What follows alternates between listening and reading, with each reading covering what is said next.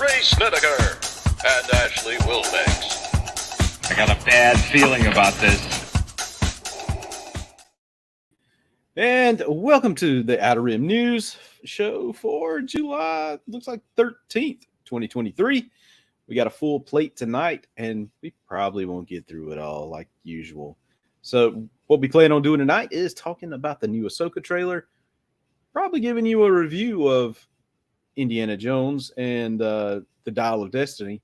And we've got this cool new card game, conversation starter from Inside Editions we're going to review for you. And maybe a few more cool little tidbits here and there. But before we get started, we have to introduce everybody on the show. So with me, as always, are the two coolest guys in the galaxy, Austin. Way to be cool. and Ray. I'm in the Dial of Indiana Jones. And that's all we can do before the copyright kicks in. Before don't do any more. Don't do any more. So I assume that everybody has gone to see Indiana Jones and the Dial of Destiny. Yes. Yeah. Okay. See. Well, let's just go ahead and do a quick review of it. Let's just do a quick review of it. Right. Okay, guys. Just quick. Hot or not? Hot or not? Indiana Jones and the Dial of Destiny. Indiana Jones and the wheelchair of retirement. No, I will say I got a little depressed watching this movie. He did seem like you could depressed. really, the weird thing is looking at that movie and then looking back at Kingdom of the Crystal Skull. Yeah, all I could do is look back and think about it, and just he looked a lot younger in Kingdom of the Crystal Skull. Yeah, well, he was throwing a lot more punches in that movie. He was in his, I think he was early 60s at that movie. Yeah, in that movie. Yeah, in his 60s. And today is 81st birthday. 81st birthday. Happy birthday. Happy birthday, Harry. I know you're our one watcher. You watch it with the most surliest snarl on your face, like, oh, talk about the one thing I don't talk about. I'm imagining that he's like, I imagine he's flying right now, listening to the podcast live or watching it live, and it's just like he just salutes and just keeps flying. Happy birthday. No, I got depressed because I'm thinking, this is the guy that I watched when I was little, and this is what he is now, and I think I'm gonna be like that one day, and I'm not far off. So you got a long ways from that. I know, but you start as you get older, you start thinking more and more about that kind of stuff. But anyway, plus you didn't have the voodoo magic on you, or you didn't have to drink the blood of the Kali. Yeah. So I feel like you haven't taken that much off the end. The strangest thing about the movie, and I think I've said this with Austin, it feels like something is missing from it. Really? And I'll say why. I felt like there was another director directing it. It just felt like it did. I was wondering. I thought I was like something was going on. The biggest thing was there was this certain balance of humor and action throughout Spielberg's Indiana Jones movies, even in Kingdom of the Crystal Skull. And I'll also top on that. I love the action sequences that his movies did. Even the ridiculous ones in Kingdom of the Crystal Skull, there were great ones in that too. Like one of the highlight chases for me is Shy swinging. No, the Princeton chase. The Princeton chase was fantastic. The 50s one at around dude, that was a great one. Great I even love the opening. I always love the opening action sequence in the warehouse. I thought that was iconic, and that was fun too.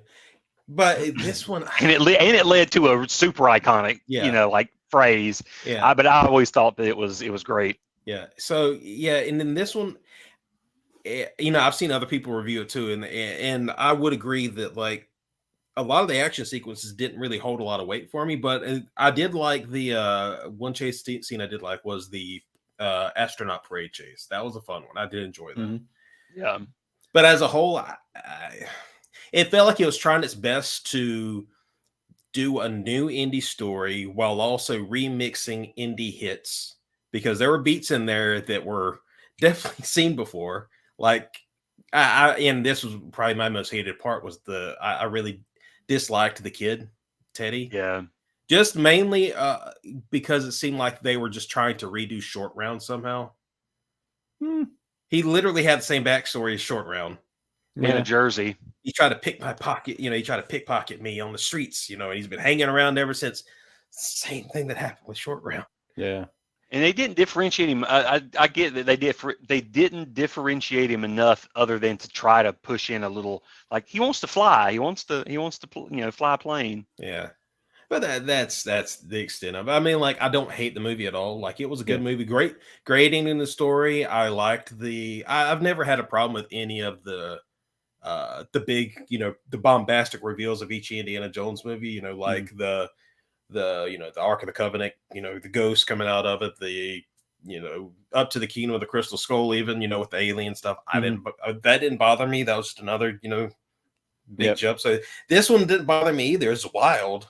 I remember, like, me and Austin talked about it afterwards. Like, yeah, that the whole, real reveal of, like, no, we're not going where you think we're going. You thought it was, but Yep. So yeah, I liked that. But Austin, your thoughts on it? I'm kind of in the same boat. To me, it was my least favorite of the Indiana Jones movies. But I thought it was, I love the beginning. I like the build up of the story. I didn't mind. Oh Lord, and see, I'm going to have to pull up, and also it's her. I'm trying to remember her character's name. Helena. Helen, thank you. I was going to say I didn't mind her character, even though to me, and it's cool that they were like trying to make her more of just a devious, just a rascallion. She just and she's kind of had her fun and kind of traveled and done. Yeah, I didn't mind any of that, but at the same time, I felt like sometimes she came off as overly cruel sometimes, or just like they just were really trying to push her to be just a scummy, unlikable character at heart, because it would just be, you would sometimes just start to question her motives. But overall, I loved Indy's story, and I felt like the last part of the movie, the very end, with spoiler alert, when Marion comes back, and I was so hoping we would get one more, because if we're going to step in and say we're going to end this again, you know what I'm saying, and we ended with a wedding in the last movie, I'm like, if you're going to tell me they got a divorce, I got to see her again. I got to see something. And that ending was fantastic. For anything I could feel about the whole movie, I felt like the end of that movie got me in the feels, I guess, if that's still a phrase. And she was perfect. I love the outfit they gave her, because I feel like it was the marketplace outfit, from Raiders or something. You remember it was that white. I feel like it was the marketplace, or it felt like it was one of her pieces she wore from the original movie. And then I agree with Ray. I didn't like the Short Round character that much. I mean, he just kind of annoyed me. The villain, though, I mean, obviously I love Mads Mikkelsen. He was good. He's always great, but I just felt like overall I was so into wanting to know. I wanted to know what the MacGuffin and all that was, like, what was the thing in this movie, the whole Dial of Destiny. And when you find out, it's still kind of but I didn't. Once you finally got there, I'm with Ray. I'm like, it was wild, and I'm not trying to crap on any of the twists, because I loved the Kingdom of the Crystal Skull, and I loved even the flaws. I hated the vine swinging parts. Like, I can tell you the parts and I think it's like that and the digital hamster at the beginning. Those are the two obvious Gopher, excuse me. Those are the two like huge black eyes on that movie. But other than that, I feel like it has a great, beautiful pink center. It's just a great movie. But anyway, I love the alien reveal in that, and a lot of people hated that. But with this movie, when they finally do reveal it, I did like that okay, we missed some years, but it just went to Bananasville after that for me, and I went like, okay, well, it was like, it felt like in the writer's room, they wrote them. They were like, here we go. It was almost like they were in this exercise. And then finally it's like, and we're going to get there, and we go through clouds, and then all of a sudden they just go off there, and then finally they just start ripping the script and throwing it, and they're just like, yep, And then somebody's just yelling things to say is happening. And then it's like, and I want the Nazis to fly by and they're going to shoot at these daggum people. They're going to shoot at the Romans. I mean, it started getting absolutely bonkers at the end. And so I kind of got lost there. But other than that, I mean, I don't know. Like I said, somehow they were able to pull out of that deep dive and then they delivered the final act. But I don't know. I didn't care for the twist at all. It just kind of killed it for me. And then I kind of was sad about the whole Indy, being old. That I was fine with him being old, but it was like they wouldn't let him hardly fight anybody or punch anybody or do anything. Yeah, and they gave him a whip. They gave him a whip, and he used it like maybe once or twice, but he never. Like I could get if he couldn't swing that well from it, but good God, I wanted to see him whip the F out of that big dude, the big old henchman. And then the henchman just drowns like a bee.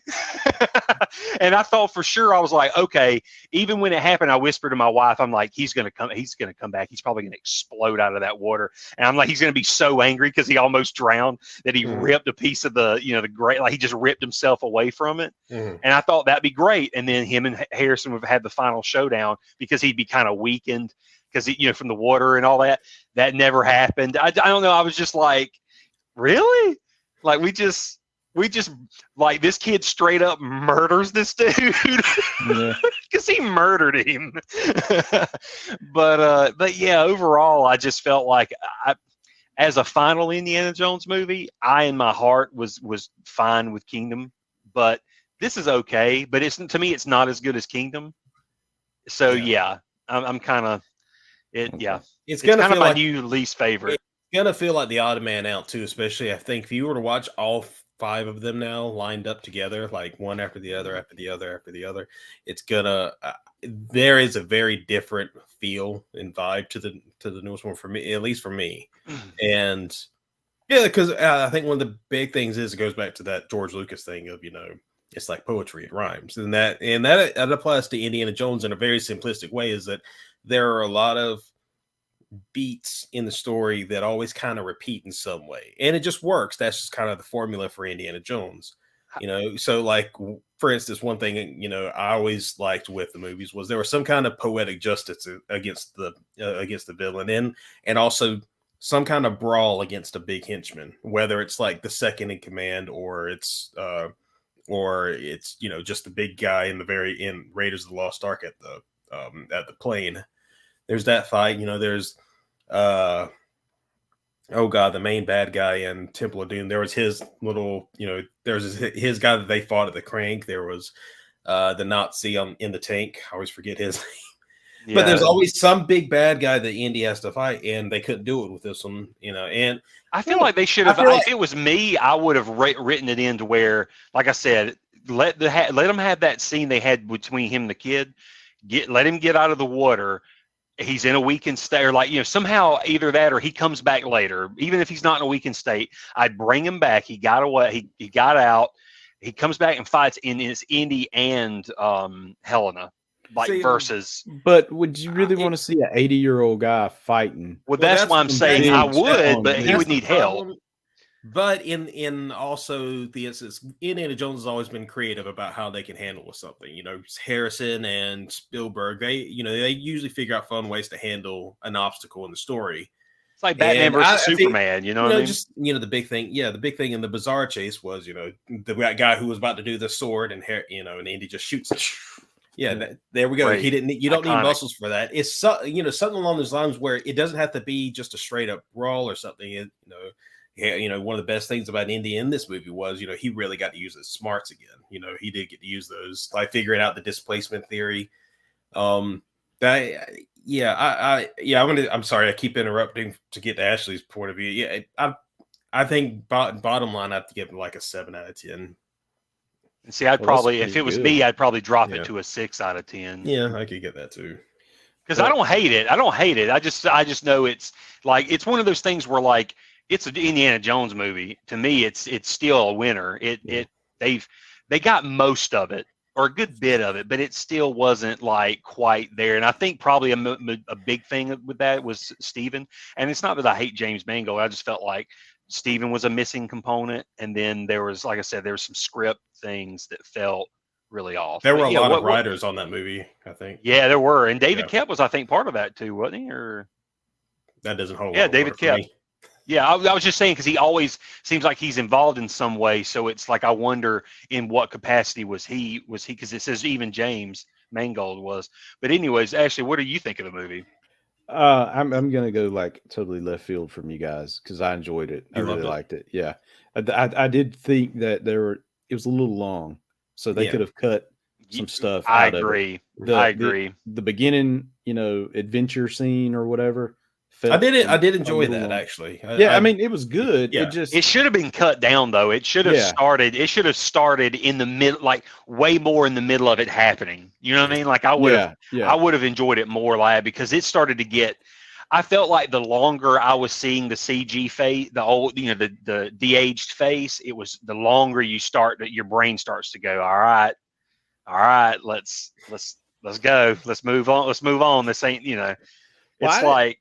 I didn't have problems with that. I just felt like it was good, but it wasn't. It felt like that whole adventure took 30 minutes, and I'm like, we haven't even got to the story yet. Right. I think that was probably a crutch too, because of the fact that you're not going to get as much spry in the action in the rest of the movie as you are in the first. I guess that's probably one justification for it. Yeah, I guess. But overall, I enjoyed the movie. Actually, if I'm looking at my movies of 2023 right now, it's right behind Guardians of the Galaxy 3. That's good. As my favorite movies of the year so far.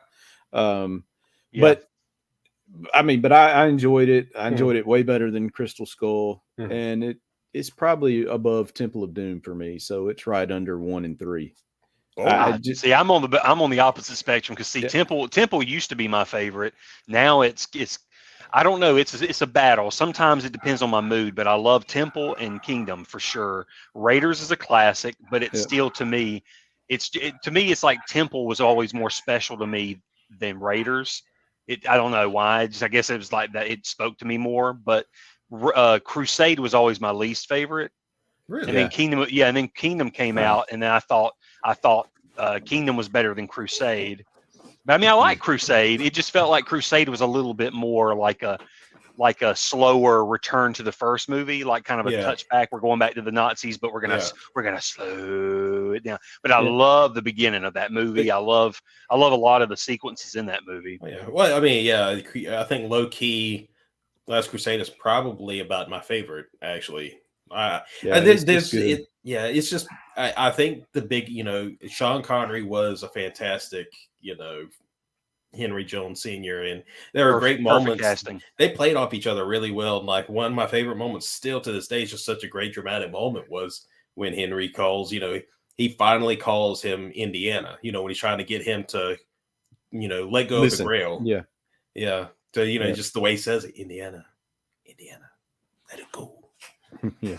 And it just that was to me always perfect casting. It kind of disappointed me that he didn't come back for Kingdom, because I would have loved to have seen one more like action movie. Because remember how League of Extraordinary Gentlemen or whatever, that movie, I can't remember. He gave up on movies after that. Yeah, and I remember going to the theaters for that and being just like But I always wanted to see him have one big hurrah, and I'm like, oh, they're going to do Indiana. He'll probably come back, and I could see him being like.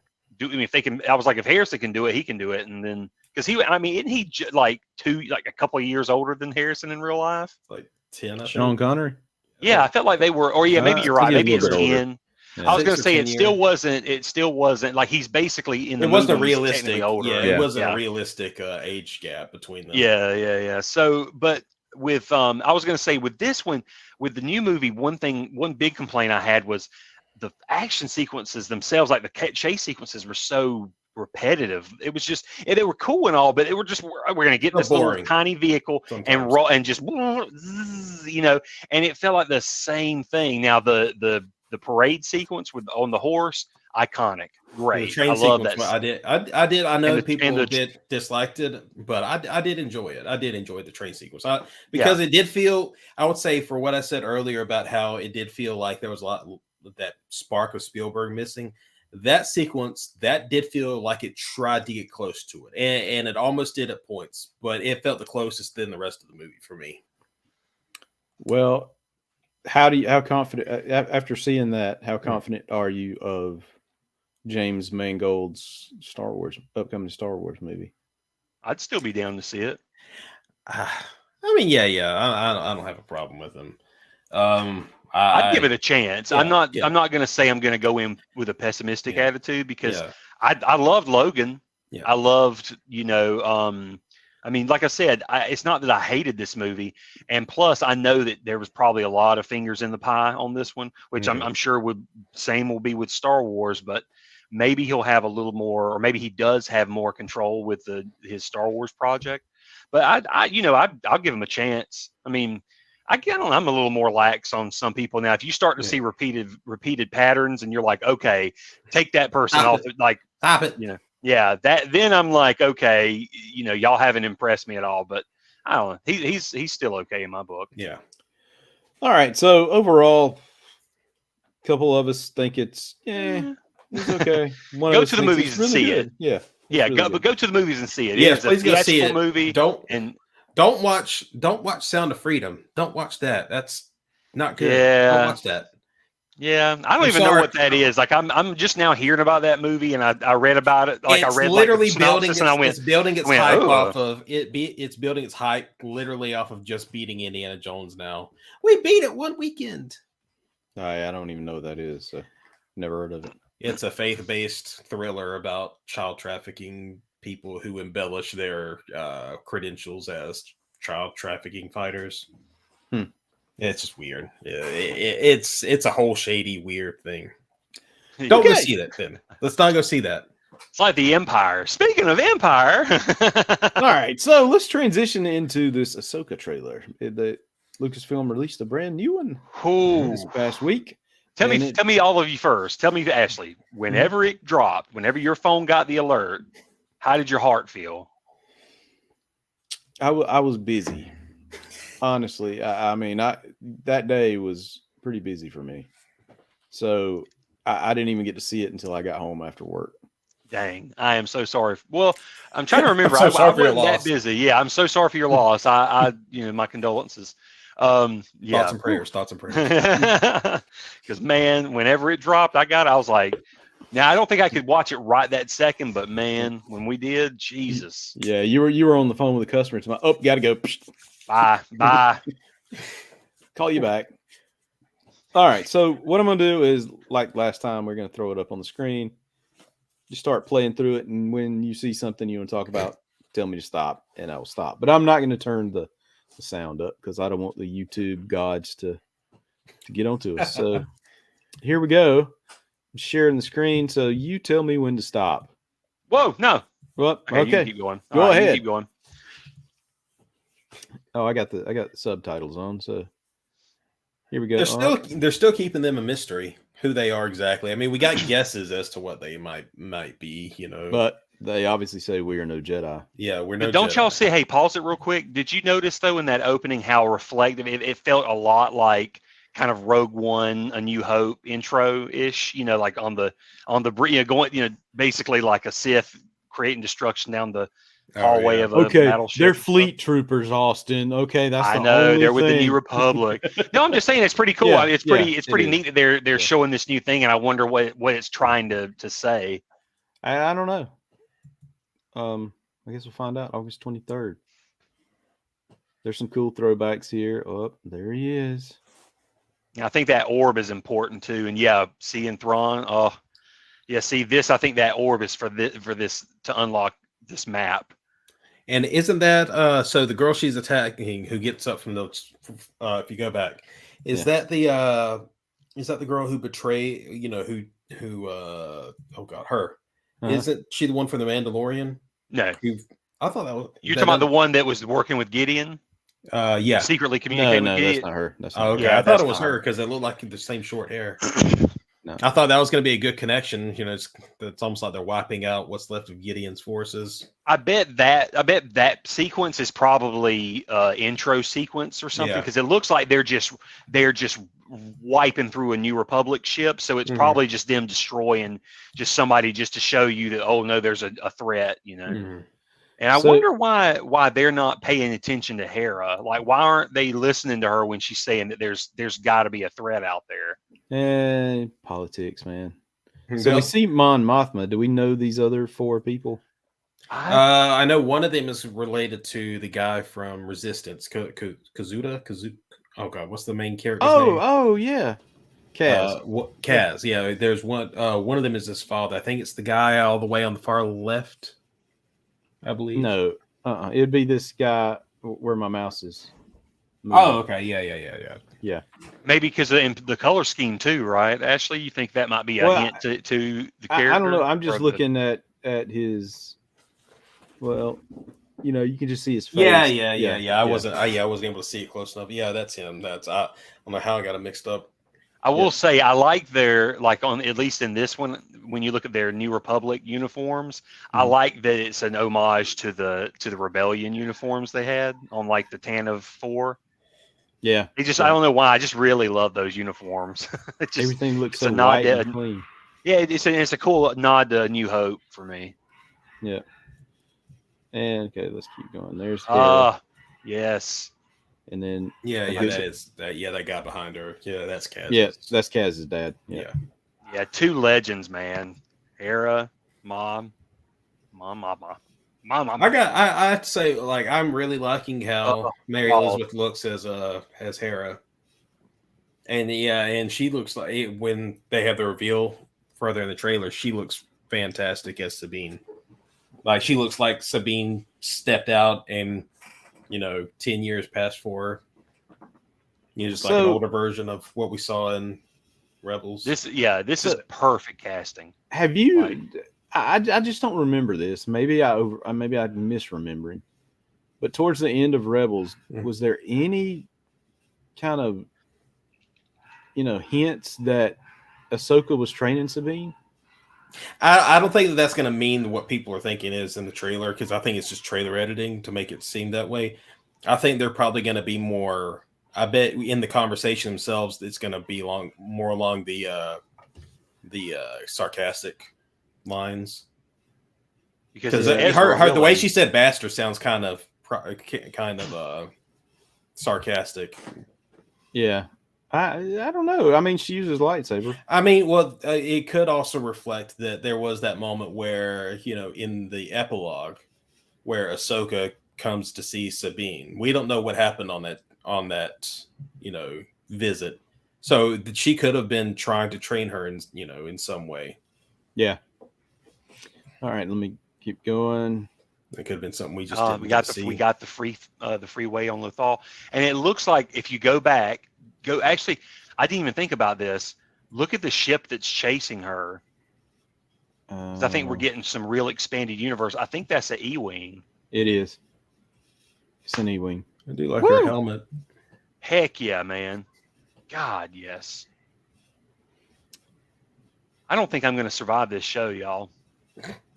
Look at this. That's cool. Hold on. I got to go back. But you know what's special about that R2 unit? Do you recognize it or something? That is an homage to the original Kenner R2D2. Oh, did it have like a big bulging eye? Yep, and the way it looks with the little triangular things. I was going to say the triangular cuts there look like the action figures. Dave Filoni with the deep cuts. Yep. That's what I'm saying, man. This deep cut. See, I mean, guy, even like just one of his main characters from Rebels, Zeb, is just based on a Ralph McQuarrie Chewbacca concept art. Oh yeah, I love that. Yep. Y'all, this is going to be like my Twilight. This is going to be 2008. And he did sound. We do hear his voice as Ezra. He sounds good. Like it's cool little remake of that message he left. Yep. And then here we go. Cuts the hair off. Mm-hmm. Let's keep it canon, baby. But we don't see her with the helmet on yet. I'm curious how. Like I'm excited. To see. She's got it right there in her hand. But we don't see her. Oh, that's awesome! Look, the Purgle. Oh yeah, Purgles. So, there he is, guys. I'm pleased. I'm fine with it. I mean, I want to see a performance, but I'm fine with it. What do you think? Yeah, I mean, he's gonna have the same. I mean, he's the same voice for the guy who did him in Rebels. So He does. I heard him explain though in some interview or article somewhere. He's like he had to adapt his performance, obviously because of it being live action. Mhm. So some of his tone and some of his mannerisms and stuff maybe a tad different. But yeah, I'm just saying. What do you think appearance wise? Because I thought I heard some criticism before. I mean, there's always going to be criticism Yeah. from people, but I'm fine with it. I like how he looks. I'm looking forward. I mean, this is our first time seeing a Cheese on in live action, which is pretty cool. yeah. So I'm excited. If I had to criticize it a little bit, they could have used some makeup to increase maybe the cheekbones a little bit. Maybe do something with the forehead just a little bit more. I don't know. And it looks like they've done something like this V shape right here. Well, like from the cartoon, if you look, they're going to do that to make it seem like he's got like his forehead protrudes a little bit. Like you said, there'll be more forehead makeup. But I bet you probably the reason why they didn't do too much with his cheekbones is because he already has sharp cheekbones naturally. So they wanted to keep them drawn. And I bet if they tried to enhance him, he'd look too much like Tarkin, because you know how Tarkin has those crazy cheekbones. But I see what you mean. It like I bet like to me when I look at it, it's almost like the T-1000 turned blue with red eyes. But but the more I look at him, he looks reptilian to me. I mean, the man truly at his core looks reptilian, and if I'm hearing his performance from the cartoon. With that face, it's totally, I feel like it's going to work. It's going to be so menacing and so cold. And I'm also, another thing I'm curious about is, because this is going to be so by the time we meet up with this story, it's going to be probably about 10 years since the events of Rebels. Let's see, 5 years. So 5 years. Okay, so maybe 7, maybe. Well, see, okay, so we end about, what was it, 1 year before A New Hope in Rebels? No, I think it ended right up with didn't it butt up against maybe Rogue One? No.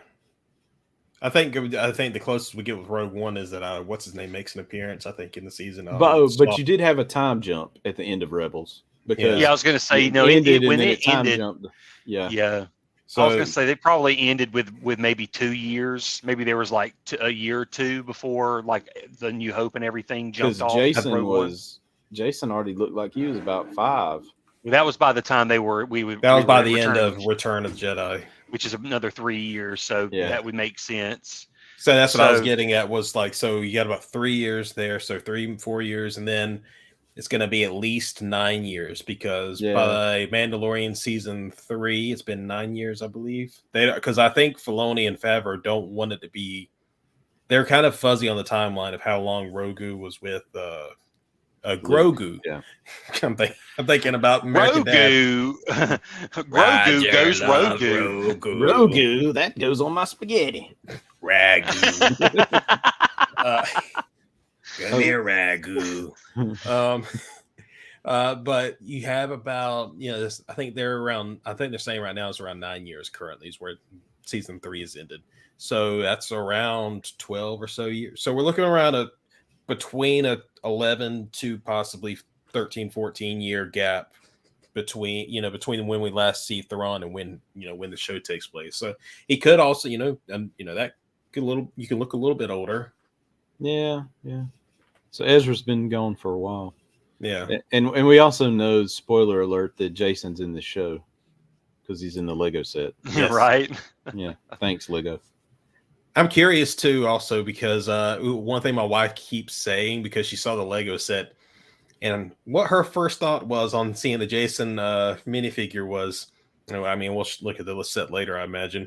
Where are his green ears? I want to see those green ears. They better not take those green ears away. I was going to say, I'm hoping because it looked way more humanoid and more like just a dude. But I mean, they don't do ears really, with. But what about his nose? Wasn't his nose somewhat different or no? I thought his nose had some sort of a tint. Okay, it was just the ears. Yeah. All right. All right. It's like she's trying to, but use the force there, but she has no power. Was that the? I wasn't reading it. Was that the line where he talks about Anakin spoke highly of you? Yeah. I was going to say. So see, that means he had to have been a Jedi at one point. Oh, So yeah. what if this is like a tie to the Heir to the Empire line, where maybe he's like the Joris Sabaoth character? He Well, could probably be a loose and a loose adaptation of him, like in certain purposes. But yeah, I think I don't think he's going to be.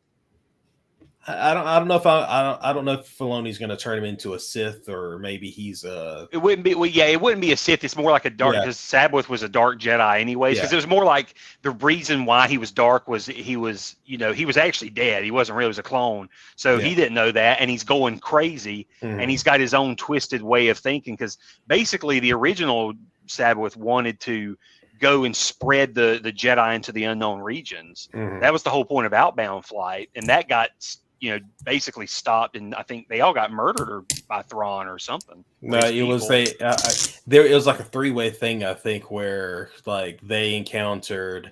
Was it a battle Thrawn, between the Chiefs and? Something? Yeah, I think what's their names also appeared. The Yuzan Bung. Yeah, so it's like I'm just saying I could see them taking some elements of that, because it looks like we're going to be tying this into like Rise of Skywalker, where we're exploring the unknown regions and trying to get, and using the map, because basically that map they're unlocking, I wonder, is going to be somewhat like the Sith Wayfinder that Vader and the Emperor had. I wonder if it's going to be a somewhat equivalent of that. But anyway, it's like I just feel like I bet there'll be some threads, like just some elements that they borrow, just like, how like Marvel movies would do. They could borrow elements and stuff from the old comics. I'm totally fine with that. I love the nods, man. It's really neat. It's really cool. Anyway, proceed. Yep. Sorry. So, and see, I don't know. And who are these people? Yeah. Who are these Inquisitorios? I was assuming that's going to be kind of the dregs of the Inquisitorius. Like, we're going to see what happened to them post Empire, which is, I thought, I'm curious to see what happens to the ones that might, would still be alive post, death of both Vader and Palpatine. Right. And also with this, because this preview, I'm sure, is not showing us the whole entire season. Oh no! So I wonder how quickly we get to where Ezra and Thrawn allegedly end up. Like, because we see the Purgle. I wonder if that's the Purgle that took them off. You know what I mean? Because that's them trying to hunt. I think it was like 3 or 4 of them. Right. Yeah. I think it was probably 3 in all or something like that. It's a pod of Purgles. So if Thrawn shows up early, right? If Thrawn shows up, let's say episode 2, that means, and he's with the Empire again, that means he's vanquished Ezra, and Ezra's a prisoner. Because I will say Ezra was, because I was going to say Ezra was by himself when they got whisked away, because it would have been him versus whoever was survived, on Thrawn's crew. So, but my thoughts was maybe he gets away from them, like he just bolts, like maybe he splits and leaves them all to thinks he left them all to die, but they all kind of made their own way back, and then Ezra does his own thing. That was sort of an idea I had, but I don't know. I think it's they found the path to Ezra now, but they have to go through Thrawn, because Thrawn probably has Ezra locked away somewhere. So that's going to be the big battle. They have to get through Thrawn to get to Ezra. Or here's another thing. I'm gonna throw a Hail Mary left field idea out. Okay, do it. So narratively, they're gonna have a moment where, Sabine maybe confronts Thrawn. She finds him. She's asking, "Where's Ezra?" And then this is where the episode ends. Is Mr. Bridger is dead, or something like that. They'll end on that note. Just thinking like, "Oh, Ezra's dead," but Thrawn doesn't lie. And then the next episode, it starts with like a flashback to what happened immediately after the Purgle ran off with him. And all of a sudden there's gunfire, and Ezra's running, got stormtroopers running after him. So we see a flashback of how he escaped that situation. And then maybe they think he got flushed out of an airlock, or maybe they thought he died in something. But there is another alien, whatever alien is native to that region they ended up in. Maybe he maybe he's found by some survivors. The Yuzon Vong, maybe. I was going to say the Yuzon Vong. The Grisk, who. So I'm just. Completely left. Thrawn he doesn't lie. Yeah. And if he didn't know for sure Ezra was dead, I don't even think he would show those cards because he's such a tactical. I'm just stating, what could be, what a TV writer might use to, in dramatic story beats, stuff like that. Oh yeah, no. Well, let's look at this. Well, go ahead. No, I was just going to say, like it. I have a feeling though with the show, as much as we're putting, and my heart is just putting an emphasis on Thrawn. I have a feeling we probably won't get a full Thrawn reveal maybe until the end of the season because they're probably going to build him up almost like a Thanos character to where he's built up and built up and built up, and then boom, he's unleashed at the end of this season to lead into Filoni's movie or something like that. You could be. It's fair because I would want Thrawn to be that big of a deal, but at the same time, I still just don't see how he would translate. That would translate to like international $1 billion. You know what I'm saying? Like it just for a movie, because that still feels to me a niche. Like it's talking to me. Like I would love that, but I don't think everybody. Like people will go to the movies to see a Star Wars movie and they'll go, "Who's Thrawn? Who's Thrawn? Yep." Yeah, where's Vader? Where's Darth Vader? Yep. And so it's going to be kind of tricky. But anyway, yeah, I'm not going to be mad at it, but I have a feeling that's what's going to happen. They're just going to be like Thrawn. Thrawn's coming. Each episode, it's like, oh, he's coming. He's coming. Well, let's look at this Ghost and Phantom 2 Lego set. $460. Ray, I think you sent me this, or somebody sent text me or text the group this, and I about crashed my car or something. I remember I was like, "Oh God," like. It looks awesome. I almost killed you, Austin. I'm sorry. So, Ray, have you pre-ordered? Yes. Oh, don't tell his wife. Is that what you're saying? No, she knows. Oh. More along the lines of I was like saying over and over, did I make a mistake? Should I have done this? I was like, no, you don't get that much stuff for yourself. So it's okay. Just check. So I'm just it's just reassuring me instead of just berating me about it. So it's a great set. I mean, I'm the best thing about it though is once I get it, I think I might even try to open it up on the show, show it, and then after it's done, even to let another episode later, we can compare it directly with the ghost sets I already have, see what's different about it. Sweet. And I feel like that price point's not that bad, especially the fact that you get the separate little ship, So I feel like the price point's not terrible. Oh yeah, I mean, well, I know that Lego stuff. I think the pricing goes on how many pieces are in the set. I believe, is that correct? Does that sound right, Ashley? Yeah, I'm not sure how that works. I think it's like a mix of how many pieces are in the set count, and also I think also another factor is how many uniquely made pieces are in it that you can't really find in other sets. In terms of like the building stuff, like some stuff like squares are going to be very common, so they probably don't add too much to the cost. But it does look like this is kind of modular, almost like pieces come off to kind of give you, because that's one drawback I had of the original Ghost is that it's not, it doesn't really have a good inside area to, put any minifigures like the Millennium Falcon or the Razor Crest. I love the engines on the back. I love how they did the glow and all that, the sublight. And I do cool. And I do love that they put the it comes with its own little mini Phantom too. That's so awesome. Yeah, because I want this so bad. Because that'll be a big comparison. Because that was one interesting thing about the original Ghost set and the Phantom sets that came out were they came separately in separate sets, but they still connected together. And the Phantoms, like both 1 and 2, can fit on the back of the Ghost, but also that Phantom's much tinier. So I imagine that's maybe to create more room for the Ghost itself. It looks fantastic. And it's not too long of a wait, September. Yeah, September. That's not too long at all. Yeah. Although I didn't pre-order through I did not pre-order this through Lego.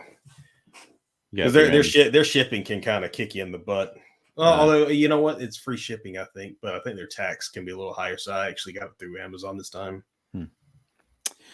All right, so with only 15 minutes left, what we're going to do is Inside Edition sent over this awesome Star Wars 125 conversation card starters. So this is actually, I think this set cost about $27.99 if you're looking on Amazon. Basically, what it is cards that if let's just say you were, icebreaker type things. You're meeting new people. Maybe you're all Star Wars fans. You just pick up a card and you read the question on the back, and it sort of, lends itself to a conversation. Mm-hmm. So they're divided up into little categories here, from cards about the galaxy to cards about the Force, cards about technology, and cards about creatures in the Star Wars universe. So I figured what we would do is we take a look at just one of each or something. Okay. And just talk. We'll pretend like we don't know each other. Oh, hey, I'm Ashley. Hey, who are you? Oh, you're Ray and Austin. Let's talk about. No, my name's Pablo. Oh, Pablo. And I am Emilio. Emilio, let's talk about the galaxy. And we will let Ray go first, okay? No, it's Emilio Estevez. Actually, it's Huh? What? Emilio Estevez? Emilio Estevez? What? Yes. Are you Young Guns? No, Mighty Ducks. Mighty Ducks. Actually, it's two Estevezes. It's Estevez, Esteves. Esteves. It's just so joke. Esteves. All right. So let's talk about the galaxy. No. Okay. We'll let Ray go first. Okay. Princess Leia works tirelessly to make life in the galaxy better. If you were a member of the Imperial or New Republic Senate, what cause would you champion? It is this. Yes, go ahead. Tell us what cause you champion. I don't even know enough about what causes are actually going on in the Star Wars universe that someone has to think about. Slavery on Tatooine. How about that? We fighting the slavery on Tatooine. Okay. Slavery on Tatooine. Go ahead. I'm just saying. What would you do about it? We're going to form a clandestine group that's going to go deal with the Hutts. Wow. And then their contingency plan after that is to go after the Pikes.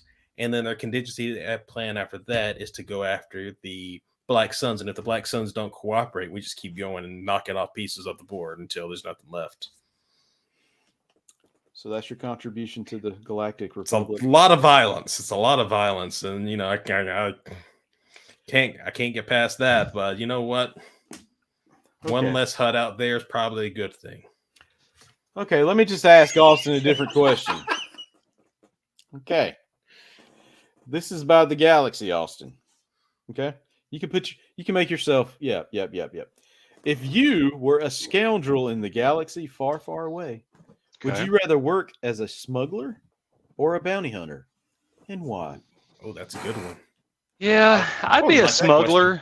I think that's an easy one for me. I'd probably be a smuggler just because I'm that same person that would want to have my own person. Like I wouldn't want to go around like trying to hunt people down or kill people, but I would love to smuggle cargo and run around, try to soup up my ship, have this freighter that's clunky, but it's just my heart and just running around fixing stuff and shooting it away from the Imperials and stuff. I just feel like the smuggler life would be fun. I don't know. And plus I love freighters. So you see yourself as a Han Solo type? Sort of, but not really. Like, I mean, even if I'm like, I don't even if I'm not dashing. Because I love Dash Rendar. That's funny I said dashing. I love Dash Rendar, and I loved his ship. So, like, that's my dream. I would love to have that particular, the Outrider. Yeah. I would have that ship and just roam around the galaxy, smuggling contraband, and just having the time of my life, just having fun. So, basically, you're a galactic have a buddy. Dealer. Pretty much. I guess. I mean, it'd just be fun. Spice dealer. Spice dealer. That's the thing is, I don't know if I'd want to deal in spice because Kessel's too shady. I'd be wanting to do some. I'd be like trying to hook up with Lando and see what he's up to. Like, what you selling, Lando? These lady robots. I was like, I got a whole stash of lady robots from Bespin. If y'all want to take them. Okay. So now we're coming to a question about the Force. Okay. We'll start with Ray this time. I mean, no, we'll start with Austin this time. Even though you just finished, we're going to start with Austin. Okay. If Darth Sidious took you as an apprentice, what would your Sith name be? Ooh, I'd want a good one, man. Let me think. I'll tell you, Austin has a pattern with naming conventions. I can tell you what his Sith name would be. You want me to give it to you? Go ahead. Darth. Go Kentrell. ahead. Yeah, I want to hear it. I'm sorry. Darth Go Kentrell. ahead. Darth Kentrell. Nah, Cantrell that would does be sound good. Huh? That does sound good. It does sound good, but my thing is Cantrell to me always sounded Star Warsy, like it sounded Corellian, like it always to me sounded like a smuggler's name, like Cantrell, you know.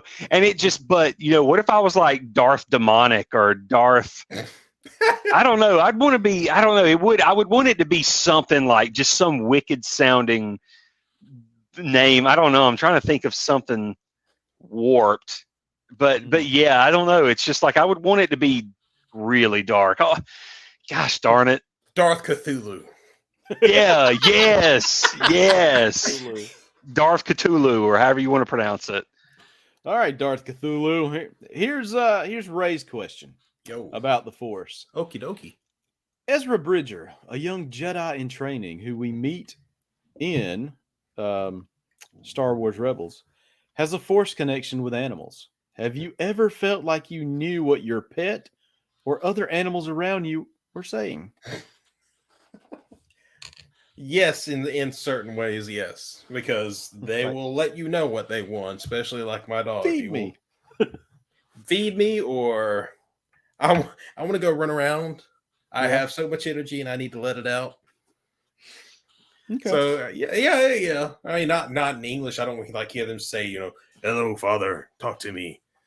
Oh, so, that was almost Liam Neeson like. That's not sexy. It's not dark enough and grim enough. Okay. Let's move on. Let's move on. So now we're moving to. There's the camera. Technology Ooh. in Star Wars, and we'll just keep it going. So Ray, you get the first question. You're invited to the wedding of Princess Leia and Han Solo. What do you bring as a wedding gift? Myself. Really? Technology. Myself. I'll bring my prosthetic arm that I lost in a pod racing accident. Wow, that's a nice gift. I bring a retro. Oh, here we go. I give them a retrofitted pod racing engine that's been turned into like a speeder bike, like Cobb Vanth has. That's my gift. I would gift her. Oh, go ahead. I was going to say I would gift her. Or listen, this is for both of them. Okay. First off, I'd have Wicket with me. He'd have to accompany me. He'd be half the gift because they'd be like, "Oh my God, Wicket's here," and he would, him and Leia would reconnect. But then he would present her with some negligee or whatever you want to call it. You know, that specially this is made by like the chieftain from Ewok Village. Or stolen from some human that they ate. He's like, he probably tells her like the furs of these panties will blah blah blah. You know, it'll stimulate and blah blah. You're like, shut up. So yeah, that would be the gift I'd give them. Oh, yeah. I was thinking the hydro spanner. The hydro spanner. It's like a hydro spanner because he kept asking Chewie, "Give me the hydro spanner." And like get one with but it has to have a lanyard on it though, or so you have to keep it all the time. They give him the equivalent of a sprocket wrench. Yeah, for a wedding gift. Okay, more. This is Austin's question, Austin, okay. and I think you'll find this one kind of neat. If you could bring one kind of technology from Star Wars to Earth, which would it be? Oh man, I mean, it'd be one of two things. It would either be the lightsaber technology, or it would be the like the Light speed hyperspace. well, yeah, that like the technology to be able to make ships that can go to space and enter light speed, like in hyperspace. I'll Because say this. that is just I'll say this. I'd like to add on. As much as I would love to see a real lightsaber in action, not like that works exactly like it does in the Star Wars universe. exactly like them. Humans don't need another way to slice each other up. Right? Right? Let's just take the hyperspace technology. Let's spread ourselves out a little bit away from each other. We all need a little bit more space from each other these days. Because I feel like that technology just opens us up to a lot of stuff, not just flight, but it feels like if you achieve that, then it's like, oh man, our food's better. Like just everything's better. Okay. The final round of questions deal with Star Wars creatures. Okay. Who answered the last question? So it's for me now. Okay, I'm the first one now. Okay. He's Mr. Manager. Here we go. Combine the first 3 letters of your first name and the last 2 letters of your last name to make a new Star Wars species. What is it? So it's the first 3 letters of my Your first name. name and the last 2 letters of your last name. I'm Austie. What is an Austie? An Austie? Yeah. What is it? It would look like I think an Austie would look like oh Lord, what's that thing from the Muppets? I was gonna say it looks like a kangaroo. an Aussie. Oh, I'm thinking of Australia with the Aussie. I'm trying to think. Sweetums. I feel like if it was me, if you had to tell me to make him, he would look like Sweetums, or at least in the face, he would look like Sweetums from the Muppets, but he would be called Austie. Austie. Okay. Now, last question. Last question is for Ray. Ooh. Special. Okay. What is your favorite creature sound in Star Wars? And do your best impression of it. Oh, you really got a fun one there, didn't you? These are just random drawings here. Oh man. What is my favorite creature in Star Wars? I'm trying to think of that. It's like go deep.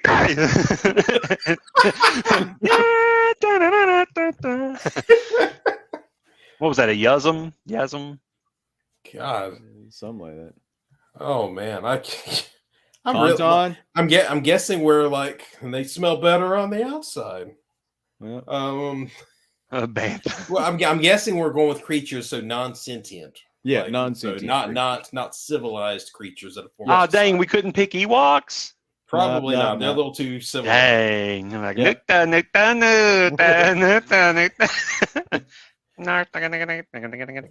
they have a speech pattern that can be recorded into a language, then it's striked. I can't think of a. Well, let's just go with something. Purgle. It's like. I should have recorded that. Imagine it's going to be like a whale or something, just like some whale sound like. Ooh, I've got one. This is fun.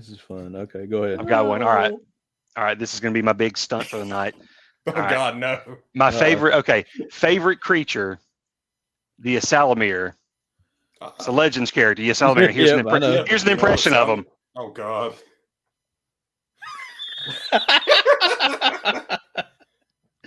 Yeah. Get down from there. You're gonna hurt yourself. Yeah. Hey, I can't use my force abilities, dude. Get away. Yeah, the slight move of the head. Yeah. Okay, cool. So we will definitely be bringing back the Star Wars conversation starters for Inside Editions. I thought it was going to be way more risque. Like it was going to start making us fight about stuff. Like okay, Ray, Austin, you have to tell me that Give me Death 3 Star, reasons why Ryan Johnson for or right against, Star Wars. super laser. Why should we have it, or why should we never invent it? No, there's some pretty cool questions throughout this thing that I think we can use for show fodder. But thank you, Inside Edition, for sending that to us, and we will definitely use it even more. And like I said, if you need that, check out InsideEditions.com. Check out the website. Go get it for $27.99. So let's wrap this up by showing off our Star Wars hauls for the week. I have no holes. I have hauls, but they're not here yet. So probably by next episode, I will have something to show you. Yes, I don't have a I don't haul. think I have Star Wars hauls. Yeah, I don't have Star Wars We all hauls either. disappointed ourselves with. Well, I was going to say I did pick up. I mean, I'm about to start reading Jedi Search, so that's a haul. I don't know. I just thought, well, this is what I'm doing. But I did haul this in. They've started season 2 of Mandalorian comics. No, sweet. So Okay. woo, Cobb Vanth, woo, woo. Which I will say though, if you look, the baby's face, it looks like a chubby little. Yeah, it looks like a garbage pail kid or something. Yeah, it Oh, looks God. it looks very odd. Like I don't hate anything else, and the art in it's actually pretty good. But yeah, that cover's odd. Don't know what's going on there, or the his art. Yeah, but my haul for the week was 125 conversation starters from Star Wars. No, I did notice that Hasbro Pulse shipped out something. Yeah, I actually got my notice. The Jabim Obi-Wan Kenobi. Oh, really? From the final duel in Obi-Wan Kenobi. I think mine was a sand trooper of some sort. Well, that's one thing that I have shipping to me. I don't know when it'll come here. Like PayPal, they got their money for it. Yeah. So I just haven't gotten a shipping confirmation yet. All right. Well, I think that's going to wrap us up for this week. So if you haven't, hit that subscribe button. subscribe it, guys. Smash, and Smash. stash it. Do all that stuff. Hit that bell if you want to be notified. Do any of you have social media accounts you want to plug here on the show? I don't want nobody to know me. That's a podcast personality. No, I'm just joking.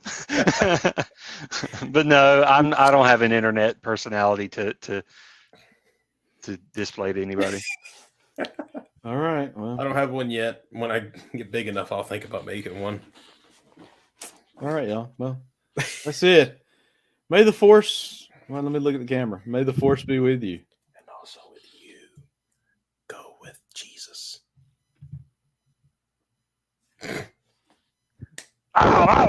Ooh, day.